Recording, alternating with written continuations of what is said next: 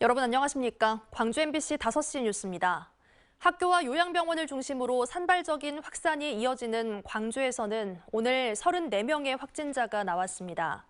광주에서 오늘 서구 초등학교 관련 3명과 북구 요양병원 관련 3명, 동구 여가 모임 관련 3명, 감염 경로를 알 수 없는 10명 등 34명이 코로나19 확진 판정을 받았습니다.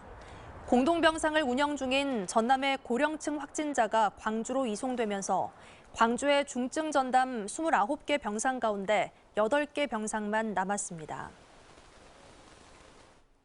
2025년 세계 양궁 선수권 대회가 광주에서 개최됩니다.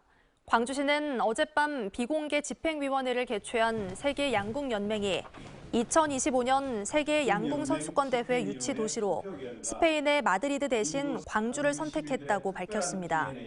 단일 종목 최대 규모인 양궁 선수권 대회가 국내에서 열리는 건 1985년 서울과 2009년 울산에 이어 이번이 세 번째입니다. 이로써 광주시는 2015년 광주 유대회와 2019년 세계 수영 선수권 대회에 이어 2025년 세계 양궁 선수권 대회까지 3번의 국제대회를 유치하게 됐습니다. 광주 학동 철거 건물 붕괴 참사의 책임이 시공사인 현대산업개발에 있다는 여론조사 결과가 나왔습니다. 광주시의회의 재난안전 시민인식 여론조사 결과 광주 시민 2명 가운데 1명이 이번 참사의 최종 책임이 현대산업개발에 있다고 답했습니다. 또 우리 사회의 안전 불감증에 대한 질문에는 응답자의 44.3%가 심각하다고 답했습니다.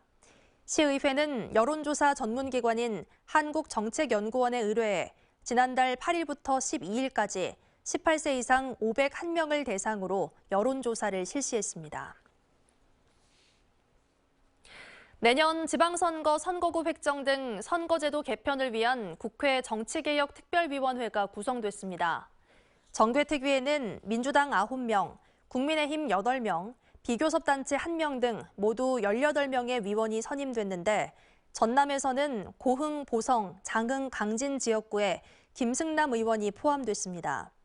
내년 동시지방선거는 표의 등가성과 대표성 등을 기준으로 선거구 변동이 클 것으로 보여 정개특위 활동에 지역 정가가 촉각을 곤두세우고 있습니다. 더불어민주당 광주시당이 국민의힘의 박주선, 김경진 전 의원의 영입을 비판했습니다.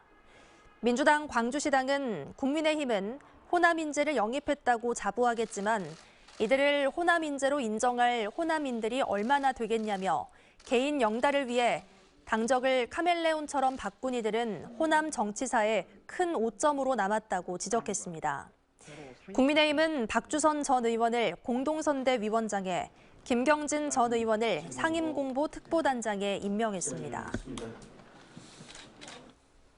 선거법 위반 혐의로 구속영장이 청구된 이승옥 강진 군수의 영장실질심사가 열렸습니다. 광주지법 장흥지원은 지난 설 명절에 이장 등 800여 명에게 3,500만 원 상당의 선물을 돌린 의혹을 받는 이승옥 강진 군수에 대한 사전 구속영장 실질심사를 진행했습니다.